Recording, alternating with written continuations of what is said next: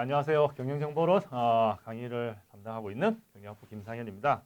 네, 오늘은 이제 또 그 지난 시간에 이어서 2주차 이제 두 번째 조직 전략, 경쟁 의무 그리고 이제 정보 시스템에 대해서 알아보는 시간을 갖도록 하고, 지난 시간에 우리가 이제 뭐 이 주제에 대해서 가장 기본이 되는 이제 조직의 비즈니스 프로세스에 대한 기본 개념과 그런 비즈니스 프로세스를 관리하기 위한 어떤 그런 방식에 대해서 뭐 BPR, BPI, 뭐 BPM에 대해서 이제 알아보는 시간을 가졌고, 자, 오늘은 그러면 기업들이 왜 이런 비즈니스 프로세스를 지속적으로 모니터링하고 개선을 하고 해야 되냐, 그런 어떤 이유에 대해서 질문을 하게 된다면 간단한 대답은 조직 내 외부적인 어떤 환경들이 계속 바뀌고 있다는 거죠. 거기와 관련해서 오늘은 기업 압력, 다양한 환경적 압력, 그다음 조직 대응과 전략적 정보 시스템, 이 세 가지 꼭지로 오늘 강의를 통해서 여러분들은 조직을 둘러싼 어떤 다양한 환경의 압력에 대해서 이제 어떤 압력들이 있는지에 대해서 이해를 할 수가 있고, 그다음에 기업 압력에 대한 조직의 어떤 그 압력이 오면 뭔가 이제 리액션을 해야 되죠. 멍하니 있으면 그 조직은 소위 말해서 반응을 무반응이다. 그러면 처지게 됩니다. 예. 압력이 있다는 말은 환경이 변화한다는 그런 의미이기 때문에 변하는 환경에 대해서 아무것도 안 하고 있으면 결국 경쟁자에 처질 수밖에 없는 거죠. 그래서 어떤 대응 방안을 가질 수 있는지 그에 대해서 알아보는 시간을 갖도록 하겠습니다. 자, 기업의 압력과 이제 조직 대응해서 두 가지가 주가 되는 강의 내용이고, 압력이라고 하는 거는 기업으로 가해지는 어떤 그게 이제 압력이 이제 긍정적일 수도 있고 부정적일 수도 있는데, 기업을 둘러싸고 있는 그 환경은 기업은 그 업무를 수행하는데 영향을 주는 여러 가지 어떤 사회적, 정치적, 법적, 기술적, 시장 그런 어떤 요인들이 포괄적으로 들어가 있는 게 기업 환경입니다. 이러한 요소들 중에서 하나라도 변화가 된다면 기업 압력이 생성할 그런 가능성이 되게 높다는 거죠. 시장으로부터 오는 압력, 기술 변화로부터 오는 압력. 시장이라고 하면은 이제 소위 말해서 이제 뭐 고객들의 뭐 어떤 성향이 바뀌었다, 취향이 바뀌었다, 뭐 그런 압력으로부터 오는 거. 기술 변화가 생겨서 나타나는 압력들, 사회, 정치, 법적으로 바뀌는 것들, 이런 것들. 자, 이 그림을 보면 여기 보시면 사회, 정치적, 시장, 경제적, 기술적 해서 기술적 압력에서 보시면 정보 과다, 기술적 혁신과 노후, 즉 요즘 뭐 인터넷, 스마트폰, 기타 아니면 심지어 길거리에 있는 뭐 CCTV, 차량에 있는 블랙박스 전부 다 데이터를 수집하는 기술입니다. 정보가 너무 많아요. 엄청나게 생성이 되고 있다는 거죠. 그에 비해서 조직이 사용하는 기술에 대한 혁신은 더디다는 거죠. 기술이 노후되고 있고. 시장적으로 글로벌 경쟁이 심화되고 실시간 업무의 필요성, 노동력의 변화, 고객의 협상 능력 강화, 즉 고객이 더 똑똑해졌다. 노동자들도 자기 의견, 주장을 펼치고 실시간으로 발생되는 그런 정보의 활용이 중요하다. 그 다음에 기업은 그 나라에서만 운영이 되는 게 아니라 글로벌 시장에 다 진출을 하고 있고, 그 외에 사회정치적, 기업의 사회적 책임, Corporate Social Responsibility, CSR, 중요한 이슈로 대두가 되어 있죠. 그 다음에 정부 규제나 뭐 기타 등등 계속 바뀌고 있죠. 윤리적 이슈, 다음에 또 이야기하게 될 건데, 윤리적 이슈, 기업에서 뭐 상사의 폭행, 폭언 아니면 기타 안 좋은 일들 이런 것들 윤리적으로 맞는지, 그다음에 테러리스트 공격이나 국토 보안 이런 것들도 이제 점점 사회가 복잡해지면서 나타나는 현상들. 자, 이러한 여러 가지 압력들이 우리 기업이 지금 둘러싸 있다는 거죠. 그럼 어떻게 거기서 대처를 할 거냐? 예? 여기 있는 내용들 있죠. 여기 이 내용들이 기업들이 할 수 있는 것들. IT를 사용해서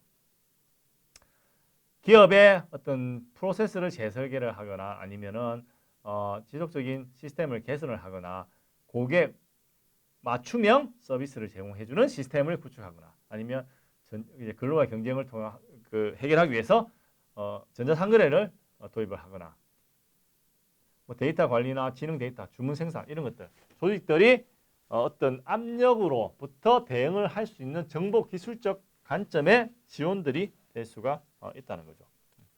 자, 이러한 관점에서 먼저 시장 압력에서 여기 나와 있는 그림인데 글로벌화, 노동력이 변화하는 성질, 강력한 고객입니다.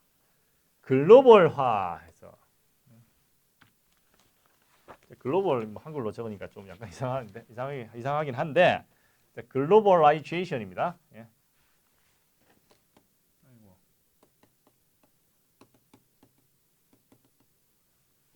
글로벌라이제이션에서 글로벌화의 의미는 정보기술의 급격한 발전으로 인해서 가능해진 경제적, 사회적, 문화적 그리고 생태적 국면의 통합과 상호 의존이다 해서 이게 아주 오래된 역사를 가지고 있는데 글로벌화라고 하는 그 개념이 토마스 프리드먼의 저슨 The World is Flat 여러분 이거 책에는 나와 있지 않지만 인터넷 가서 World is Flat이라고 치면 프리드먼의 글로벌화 3세대 해서 글로벌화 1.0, 2.0, 3.0 해서 이렇게 나와 있습니다. 이 내용을 이제 제가 정리를 해놨는데 토마스 프리드먼 저서 The World is Flat이라고 하는 데서 기술은 세계를 평평하게 만든다. 이게 지구가 있죠. 평평하다는 말이 뭐냐? 무슨 의미냐? 사람이 여기에서 A에서 B로 가는데 평지면 접근이 되게 쉬워집니다. 접근이. 그런데 오르막길도 있고 평지도 있고 내리막길도 있는 이런 구조면 더 어려워지는 거죠. 플랫 평평하게 되어 있다. 그러면 어떠한 요소들이 지구를 플랫 접근 가능하게 만드는지 거기에 대해서 왜 이게 중요하냐? 글로벌화가 되면 즉 전 세계가 평평해지면 기업 입장에서는 소위 말해서 일일 생활권으로 비즈니스를 할 수 있는 환경이 된다는 거죠. 거기에 영향을 미치는 것들이 무엇인지에 대해서 이야기를 했습니다. 그래서 세 개로 나눴어요. 1.0, 2.0, 3.0. 1.0 첫 번째 시대는 좀 더 역사로 돌아가서 1400년도부터 1800년도까지 초점이 뭐냐? 국가입니다. 국가.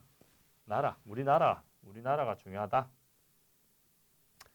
이 초점을 동인을 해주는 드라이버가 뭐냐? 노동력, 마력, 풍력, 증기기관. 즉 포커스가 되게 넓었어요. 옛날에는 일을 할 수 있는 노동력, 조금 일을 도와주는 소위 말해서 소, 그 다음에 조금 더 그게 발전해서 풍력이라는 게 생겼죠. 더 발전해서 전기기관차가 생기므로 해서 기업들이 아니면 사람들이 일상생활에서 뭔가 많이 할 수가 있었습니다. 그래도 여전히 그 범위가 국가라고 하는 범위 내에서만 움직일 수가 있었어요.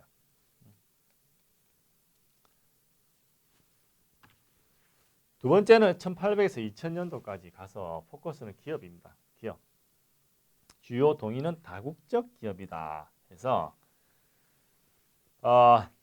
그 초점이 기업으로 더 좁아졌습니다. 기업은 그 한 나라에서만 비즈니스를 하는 게 아니라 여러 나라에서 할 수 있는 다국적 기업으로 바뀌었고 그걸 만들게 가능하게 해준 게 2.0 전반부에서는 수송 비용의 하락, 후반부에서는 통신 비용의 하락입니다. 수송 비용은 뭡니까? 비행기 이런 수송을 하는 그 배, 운송 수단이 발달하면서 동시에 가격은 하락했다는 거죠. 그래서 기업이 다국적 기업으로 전 세계에서 기업 활동을 할 수 있게 만들었고 후반기에 와서는 인터넷 웹이라는 그 기술이 발달함과 동시에 굳이 비행기 타고 배 타고 어떤 나라에 가서 업무를 볼 필요가 없는 겁니다. 인터넷으로 뭘 할 수 있죠. 통신 비용도 하락했고. 그러니까 우리 기업이 초점이 되어서 뭔가 할 수 있다는 거죠. 3.5 와서는 이제 더 좁아졌죠. 포커스가 그룹과 개인. 1.0은 이래요. 1.0은 국가, 2.0은 기업, 3.0 와서는 개인. 점점 지구가 점점 작아집니다. 즉 접근 가능성이 훨씬 쉬워진다는 거죠. 3.0의 10개의 평탄화 요소라고 해서 나와 있는 게 이 10개입니다. 1989년 11월 9일 날 베를린 장벽이 붕괴가 되었습니다. 그 이후로 독일이 서독 동독에서 하나의 독일로, 즉 구분이 없이 평평해졌다, 그런 의미고, 95년도에 8월 9일 날 넷스케이프 내비게이터가 공개가 되었습니다.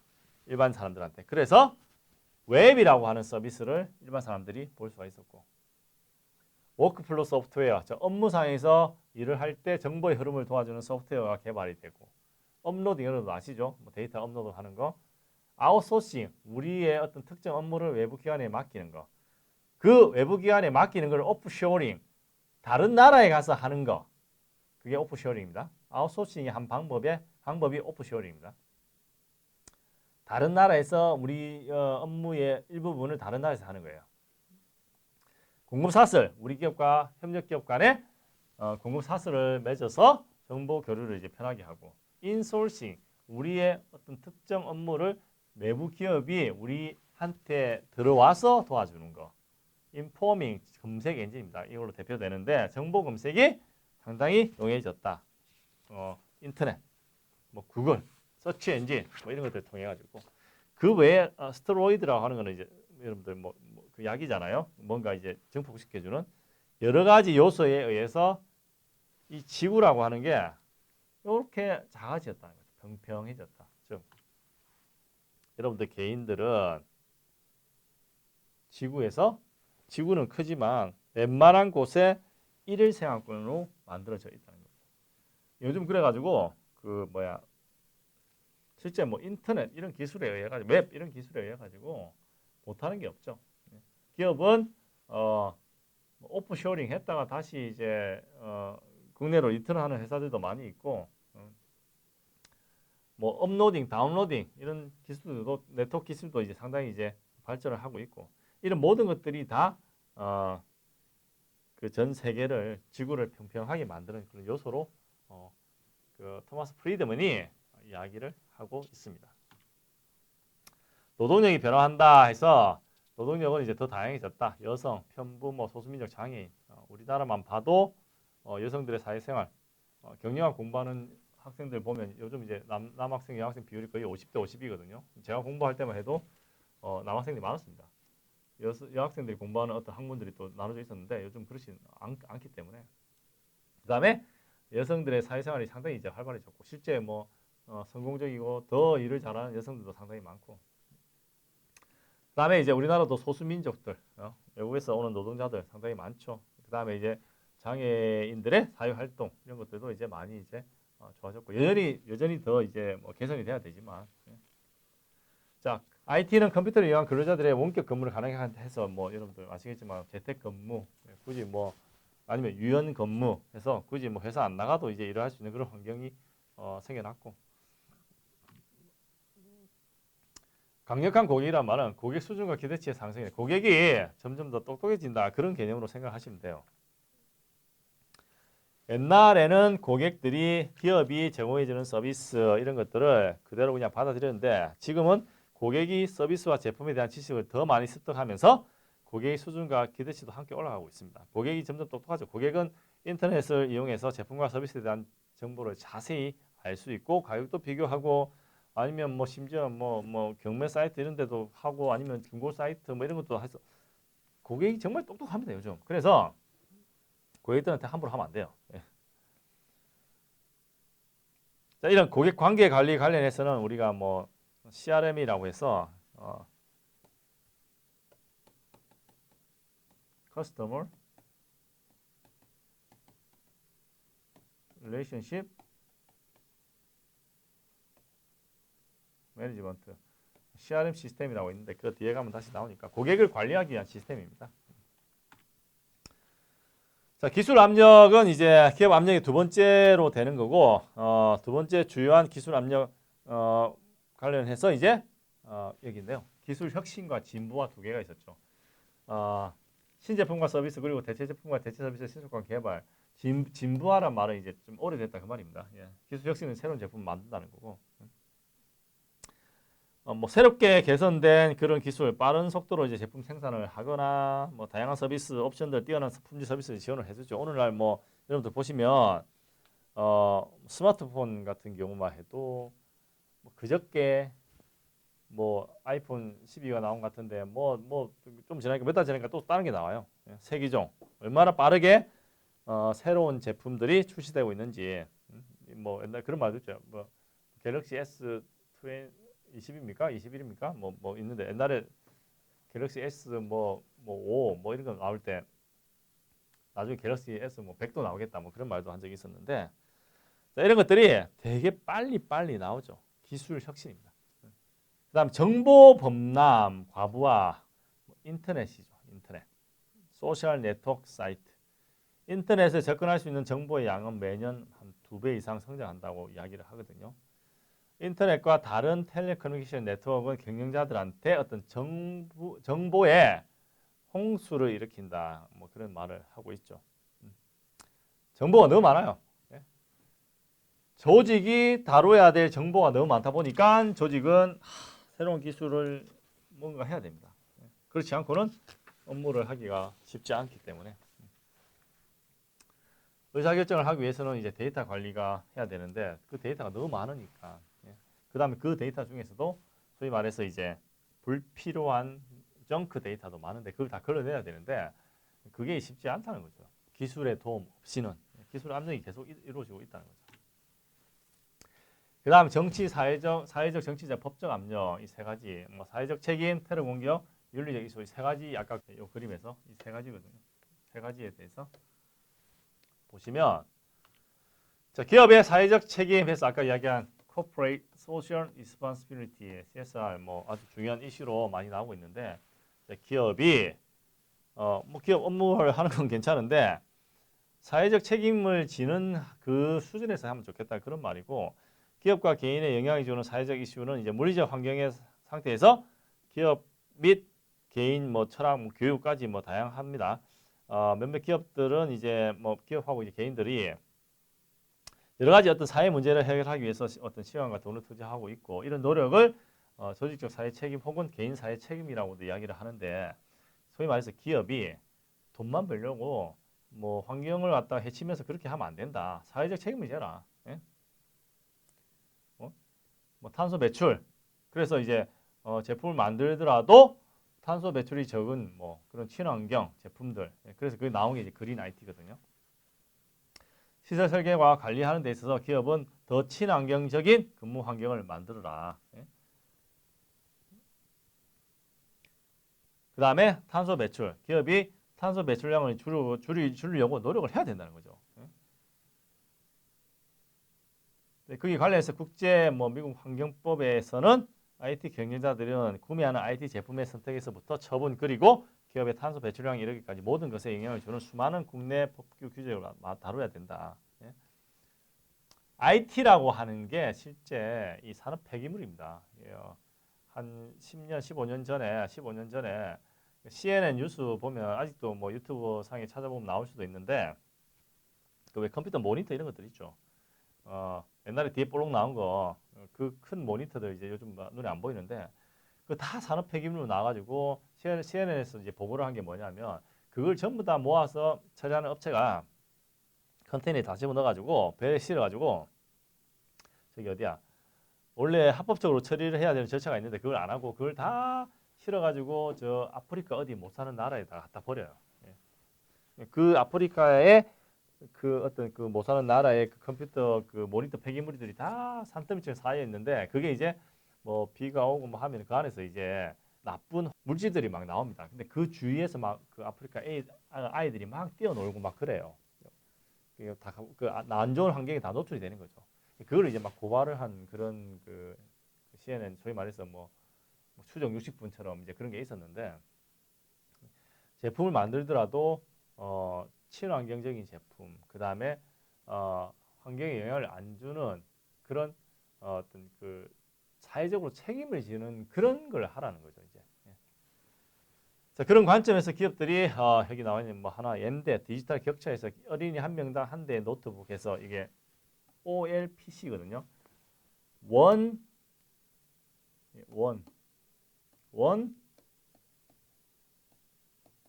랩탑이 노트북입니다. 랩이 이제 그 무릎인데 무릎 위에 올려놓고 쓴다 해서 랩탑 per child. 어린이 한 명당 노트북. per는 뭐 당이자 그런 말이잖아요. 디지털 격차를 해소하기 위해서 왜냐하면 우리나라 같은 경우는 뭐 많은 사람들이 컴퓨터를 접할 때도 많아서 뭐 디지털 격차가 그렇게 크진 않은데 실제 전 세계로 둘러보면 저 못 사는 아니면 뭐 후진국에 있는 어린이들은 스마트폰 뭐 컴퓨터 노트북 이런 것을 접하지 못한 경우도 많이 있거든요. 기업들이 이게 이제 너무 디지털 격차가 심하면 어떤 새로운 기술에 그 적응하기가 쉽지가 않으니까 이제 그걸 줄이기 위해서 여기 이제 링크 들어가면 뭐 여기 뭐 사이트 가서 뭐 하나씩 뭐 스토리들 하나씩 보시면 여기 제가 지금 뭐 시간 관계상 하나하나 다 보지 못하는데 여기는 또 이 노트북들 보이죠? 이 초록색으로 된 거. 전 세계 좀 이제 노트북을 쓰기 힘든 어떤 그런 어린이들한테 대기업들이 이제 소위 말해서 이제 도네이션을 해가지고 노트북 하나씩 주자 공짜로 이제 그래서 교육하는 데 쓰고 하자는 그런 프로젝트의 일부였습니다. 기업들이 자기의 어떤 사회적 책임을 위해서 이 노트북 이런 거 뭐 한 좀 저렴한 거예요. 저렴한 거 이제 그 최소한의 기능만 가지고 있는. 그 다음에 테러 공격에 대한 보호에서 예비군에 소속된 직원들의 동원 소집에 차출, 뭐 테러, 사이버 공격 대응. 여기 미국 같은 경우는 이제 뭐 Department of Homeland Security에서 DHS 이제 미국 방문 프로그램에서 이제 US 비자 프로그램 뭐 이런 것들 여기 보면 바이오메트릭 스크리닝 시스템 해가지고 그 테러 공격 이게 그 이제 9.11 옛날에 이제 9.11 그 사태 이후로 그 테러에 대한 부분에 대해서 상당히 이제 그 민감하게 이제 반응을 하면서 이게 이제 2001년도 9월 11일 그때 이제 미국의 그 뉴욕에 이제 그 월드 트레이드 센터 이제 그 테러 공격을 당했잖아요. 예. 그것 때문에 이제 그 테러리즘에 대한 어떤 그런 그 인식을 많이 이제 가지고 여기에 대해서 그 기업들이 뭐그왜 홍채 지문 홍채 뭐 망막 스캐너 이런 생체 인식 이제 검사 시스템을 네트워크로 정보 데이터베이스 연결하고 이제 미국에 입국하는 수백만 명의 어떤 신분을 확인하는 목록으로 이제 감시를 하는데 미국 실제 이게 입국할 때 왜 그 지문 다 찍고 홍채 이거 다 하거든요. 하는데 이게 이제 논란이 많아요. 실제 이게 개인 뭐 정보부터 해가지고 그러니까 이러한 그 이슈가 어떤 사회 정치적인 어떤 그러한 문제 때문에 이제 발생하게 된 건데 뭐 그 나라에서는 이제 자기들의 어떤 그 나라의 어떤 보안을 뭐 위해서 이제 한다고 하지만 또 다른 쪽에서 생각했을 때는 뭐 결코 이제 좀 그 원하는 그런 방식은 아니죠. 일종의. 윤리적 이슈는 선악에 대한 일반 기준인데 이게 뭐 우리 그 윤리에 대해서 할 때 이야기를 또 할 건데 윤리는 그 선악, 옳고 그름에 대한 판단 기준입니다. 예. 정보 처리 활동이나 근로자 이메일 모니터, 근무 중인 근로자 인터넷 활동 모니터, 고객 데이터 프라이버시 이런 것들 뭐 예를 들어서 몇 개 적어놨는데 뭐 예를 들어서 근로자 이메일 모니터 근로자가 출근해가지고 회사에 있는 컴퓨터 사용해가지고 개인 이메일을 확인한다. 그게 과연 윤리적인 활동이냐? 아니면 근무 중에 근로자가 뭐 인터넷 쇼핑을 했다. 그게 이제 윤리적이냐? 엄격한 잣대로 따지면 그렇게 하면 안 됩니다. 왜냐하면 이제 회사에 있는 컴퓨터, 모니터, 프린터 이런 것들은 업무를 위해서 회사에서 제공해 주는 거지 내 개인적인 뭐 목적으로 사용하라고 그렇게 나와 있는 건 아니거든요.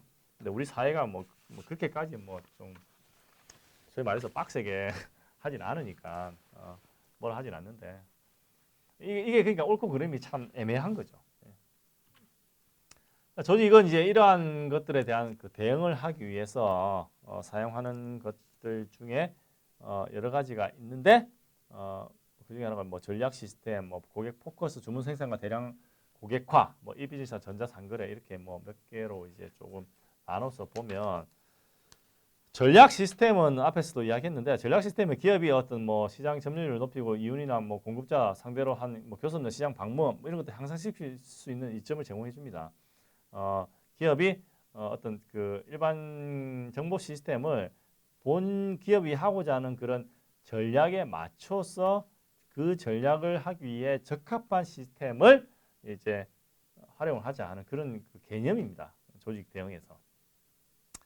고객 포커스는 이제 그러니까 고객이 요구하는 것을 잘 이제 반영을 해서 하자. 그 다음에 뭐 우리한테 잘해주는 어떤 그런 우수 고객한테는 뭔가 더 노력을 하자. 고객을 위해서 더 많이 하자 하는 그런 이제 대응 방식이고, 주문 생산과 대량 고객화인데 이거는 주문 생산이라는 게 이제 소량으로 보통 이제 생산을 하게 되는데 그걸 이제 대량화할 수 있다 해서 여기 제가 링크 하나 좀 달아놓은 게 bodymetrics.com인데 이거 여러분들 뭐 링크 한번 가서 보시면 여기 뭐 하나하나 이렇게 좀뭐 하나하나 둘러보시면 패션 쪽인데 원래 시작은 어떻게 됐냐면 원래 시작은 사이트 제가 이 하나하나 볼 여유는 안 돼가지고 실제 바디 매트릭스 관련된 유튜브 동영상도 있습니다. 이 뭐 하는 데냐면 청바지를 처음에 청바지가 왜냐하면 나라마다 사람 체형마다 이게 다 틀린데 딱 맞는 청바지가 뭐 맞추기가 그 기성품은 이제 사람 몸 체형에 좀 안 맞으니까 그렇다고 청바지를 무슨 저기 뭐냐 치수재 가지고 하시는 또 없잖아요.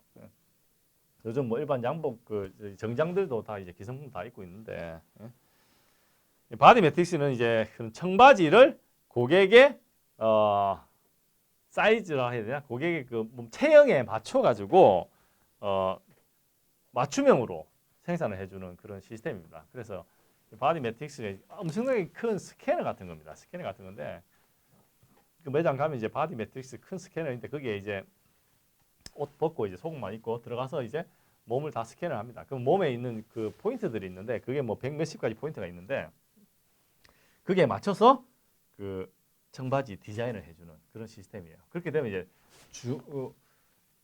주문형 대량 생산이 이제 가능해지는 거죠. 대량 맞춤화라고 이제 할 수 있죠. 그다음 이비즈니스 전자상거래는 뭐 뒤에 가면 또 할 이야기인데 뭐 전자적으로 비즈니스를 수행하는 것 이게 이제 오늘날 기업 환경에서 이제 경쟁하는 기업의 기본 전략이 이제 되었고 전자상거래는 뭐 기업이 뭐 반드시 그냥 있어야 되는 어떤 그런 전략이 되었습니다. 변화하는 환경 즉 고객들이 온라인상에서 더 많은 것을 하고 있다 보니까 뭐 이비즈니스 전자상거래 뭐 반드시 해야 되는 그런 요소로 이제 지금 인식을 되고 있는 부분이고 그래서 여러분들도 뭐 모르는 기업들 뭐 보면 먼저 웹사이트 먼저 찾아보고 그렇게 하잖아요.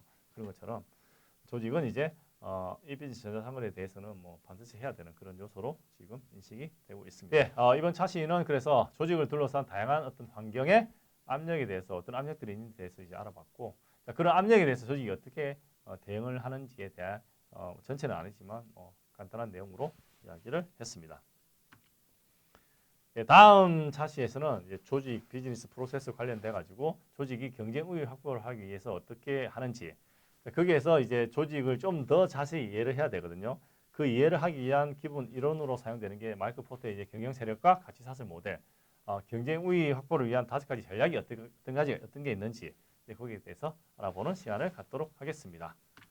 참고문은 참고하시면 되고 오늘 강의는 이걸로 마치도록 하겠습니다. 감사합니다.